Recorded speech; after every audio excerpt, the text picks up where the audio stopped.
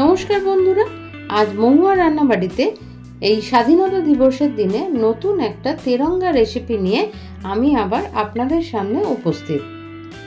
দেখে নেব কিভাবে বানিয়েছি। এখানে প্রথমে আমি 3টে বাটি নিয়ে নিয়েছি। 3টে বাটিতে 2-3 চামচ করে ফেটানো টক দই আমি নিয়ে নিচ্ছি। এবার এই দইগুলোর উপর আমি পরিমাণ মতো নুন আর চিনি অ্যাড করছি। এবার 3টে রঙের জন্য 3টে বাটিতে আলাদা আলাদা করে আমি পেস্ট করব। ডান দিকের বাটিটাতে আমি ধনেপাতা আর পুদিনা পাতা, কাঁচা লঙ্কা বেটে রেখেছিলাম, সেটা ওর সাথে মিশিয়ে দিয়েছি। এইবার মাঝের বাটিটায় আমি একটু হলদে ফুড কালার আর কাশ্মীরি লঙ্কার গুঁড়ো ভালোভাবে মিশিয়ে নিলাম। এইবার এই বাঁদিকের বাটিটাতে আমি ফ্রেশ ক্রিম এই টক দইয়ের সাথে খুব ভালো করে মিশিয়ে নিয়েছি। এবার আমি বাড়িতেই পনির বানিয়ে সেগুলো টুকরো টুকরো করে কেটে নিয়ে এইগুলো এবার এক একটা বাটির মধ্যে আমি এগুলো ডুবিয়ে ভালো করে এই ব্যাটারগুলোতে মাখিয়ে নিচ্ছি।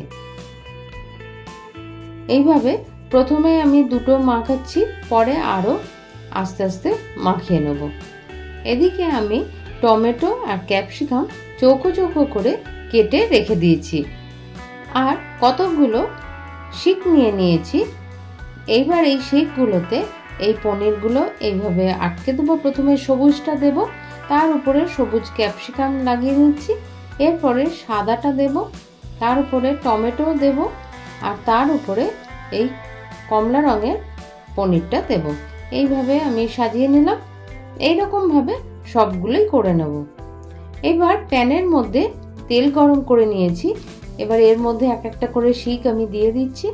কোথাও যদি রঙটা কম আছে মনে হয় তাহলে আরেকটু করে পেস্ট এর মধ্যে লাগিয়ে নিয়ে ঢাকা দিয়ে আমি এটা ভাজতে দিচ্ছি।